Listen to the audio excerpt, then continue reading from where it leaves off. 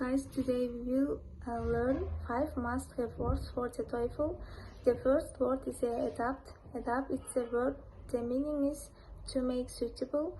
For example, dinosaurs could not adapt to the warmer temperatures. The second word is diverse. Diverse is a noun. The meaning is various.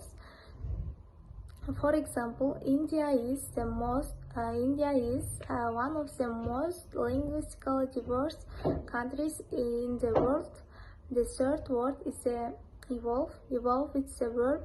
The meaning is to develop or to come forth. For example, modern day sharks evolved from their ancestor Europes, which lived more than 200 years ago.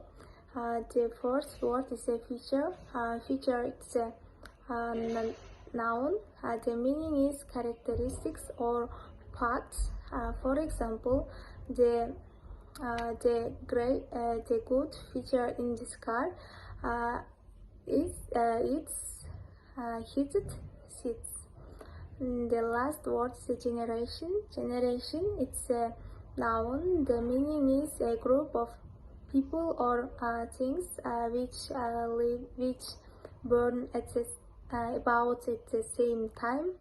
For example, the older managers retired, then new generation took the control of the company.